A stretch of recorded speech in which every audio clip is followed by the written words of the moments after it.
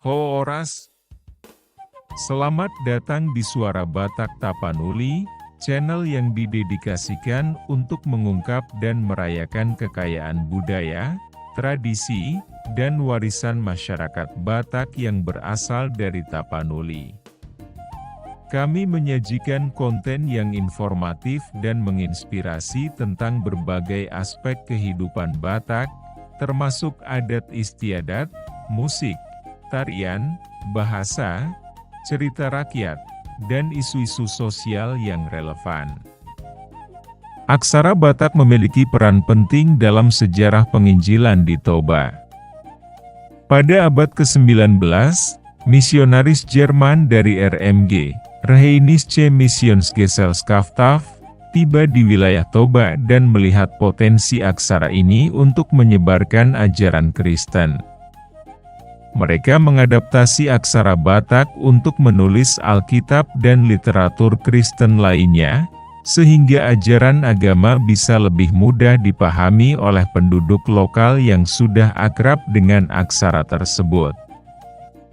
Upaya ini tidak hanya membantu dalam penyebaran agama Kristen, tetapi juga membantu pemerintah kolonial Belanda melakukan aneksasi wilayah suku Batak untuk dieksploitasi menjadi perkebunan.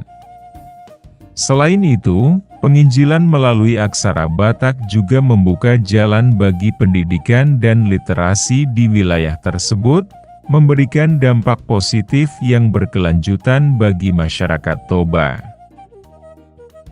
Sebelum kekristenan masuk ke tanah Batak, terdapat satu kepercayaan yang sudah berkembang di sana, yaitu Ugamo Malim.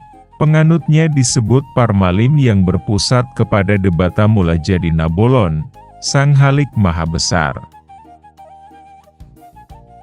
Pada perkembangannya, pemimpin kepercayaan ini adalah keluarga Raja Sisingamangaraja. Sebab hanya Sisingamangaraja dipandang sebagai perantara orang Batak dengan Debata Mulajadi Nabolon. Perkembangan selanjutnya adalah setelah kematian Raja Sisingamangaraja ke-12, pemimpin kepercayaan ini dilanjutkan oleh Datu, dukun yang dipercayai mempunyai wibawa untuk meneruskan Ugamo Malim. Pada pertengahan abad ke-19, sekelompok misionaris tiba di tanah Batak dengan tujuan menyebarkan Injil kepada masyarakat Toba. Misionaris ini berasal dari Jerman dan tergabung dalam organisasi Rheinische Missionsgesellschaft. Mereka tiba dengan semangat besar untuk memperkenalkan ajaran Kristen kepada suku Batak yang terkenal dengan tradisi dan kepercayaan animismenya. Salah satu tantangan utama yang dihadapi oleh para misionaris ini adalah bahasa dan sistem tulisan yang berbeda. Masyarakat Toba pada waktu itu menggunakan aksara Batak, sebuah sistem tulisan kuno yang digunakan untuk mencatat berbagai hal mulai dari catatan sejarah hingga mantra-mantra adat. Untuk dapat berkomunikasi dan menyampaikan pesan-pesan Injil, para misionaris harus memahami dan menguasai aksara Batak. Ludwig Ingwer Nommensen, seorang misionaris yang paling terkenal di antara mereka, mengambil inisiatif untuk mempelajari bahasa dan tulisan Batak. Ia menyadari bahwa cara terbaik untuk menyentuh hati masyarakat Toba adalah melalui bahasa dan tulisan yang mereka pahami. Dengan tekun, Nommensen belajar dari penduduk setempat dan mengadaptasi aksara Batak untuk menerjemahkan isi Alkitab. Dengan kemahiran yang semakin berkembang dalam menggunakan aksara Batak, Nommensen dan para misionaris lainnya mulai menerjemahkan bagian-bagian Alkitab ke dalam bahasa Batak Toba. Mereka mencetak bagian-bagian Injil dengan aksara Batak dan mendistribusikannya kepada masyarakat setempat.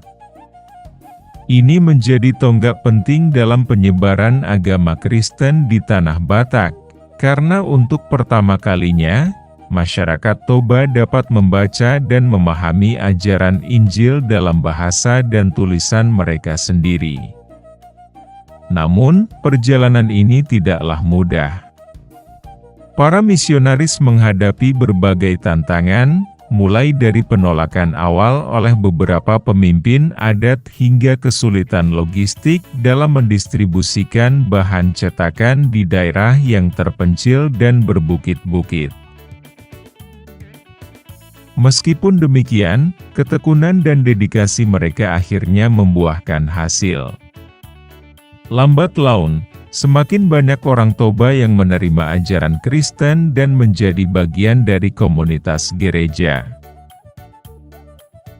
Herman Neubronner van der Tuuk, bagi bangsa Batak, namanya tidak lebih tenar dari Ingwer Ludwig Nommensen.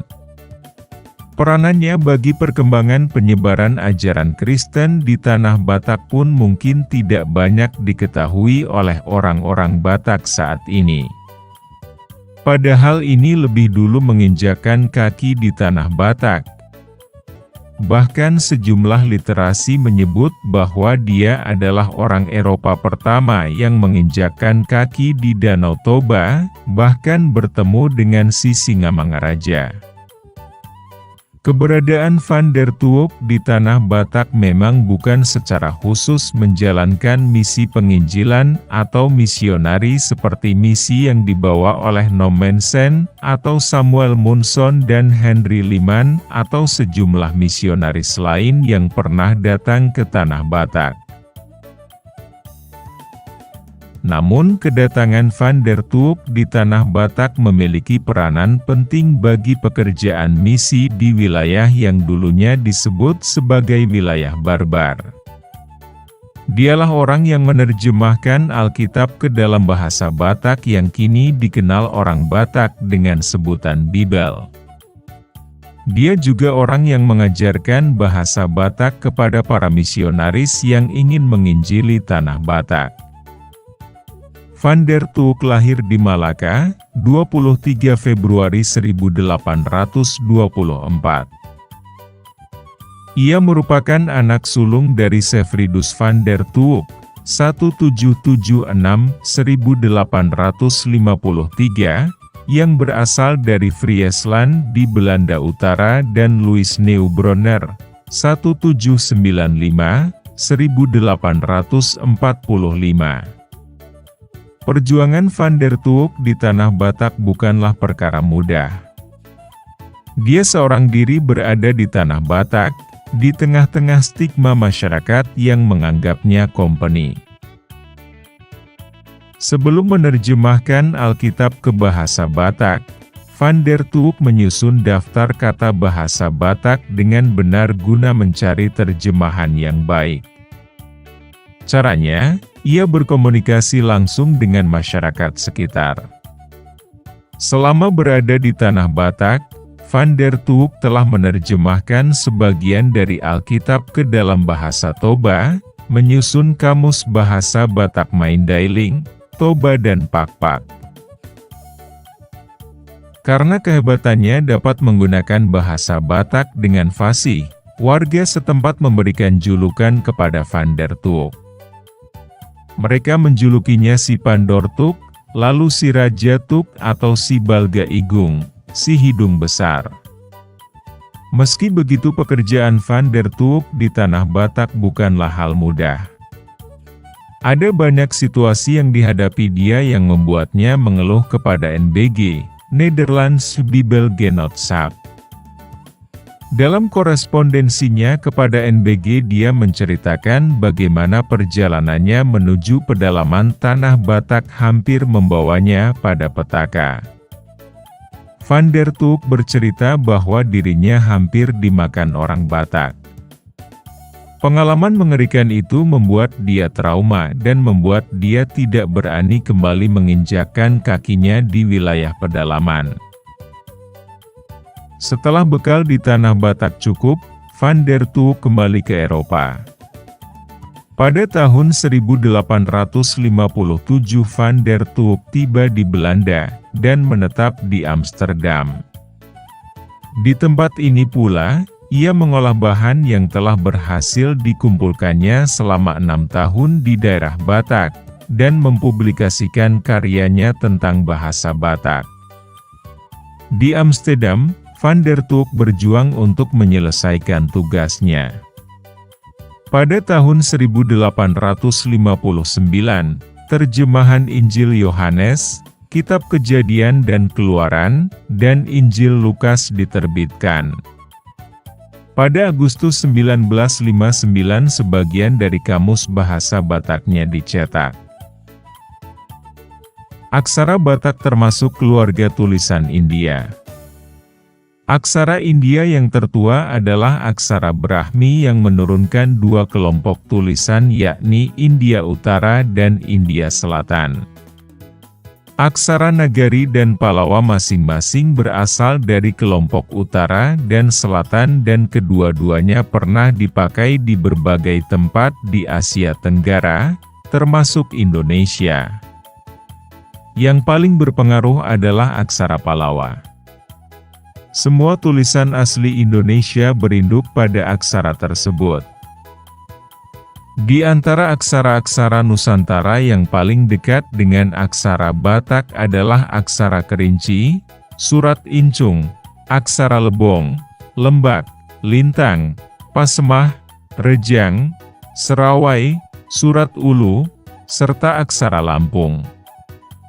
Sama dengan daerah Batak, daerah-daerah tersebut juga agak terpencil di daerah pegunungan sehingga kurang terpengaruh oleh asing yang dibawa dari seberang lautan dan secara lambat merembet dari pesisir ke pedalaman. Aksara Batak mula-mula berkembang di daerah Angkola Mandailing, barangkali tidak jauh dari perbatasan Sumatera Barat. Dari sana aksara Batak tersebar arah ke utara sehingga terbentuk sebuah aksara Purba Toba Timur Simalungun di daerah antara Parapat dan Baligi yang subur dan padat penduduk. Penggunaan aksara Batak dalam penyebaran Injil juga berdampak positif pada pelestarian budaya dan bahasa Batak itu sendiri. Aksara yang sebelumnya hanya digunakan dalam konteks adat dan magis, kini mendapatkan makna baru sebagai sarana penyampaian pesan-pesan spiritual yang lebih luas.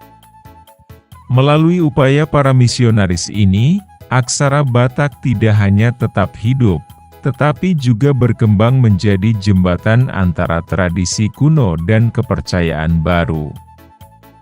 Dengan keberhasilan ini, penyebaran Injil di Tanah Toba menjadi contoh bagaimana adaptasi budaya kolonial dan bahasa serta huruf Latin dapat memainkan peran penting dalam misi penginjilan.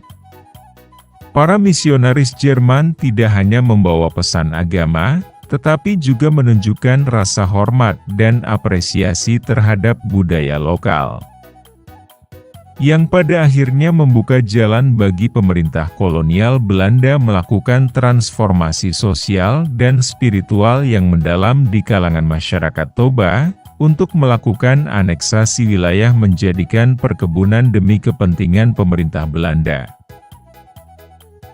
Terima kasih dan jangan lupa like dan subscribe, Imatutu. Horas.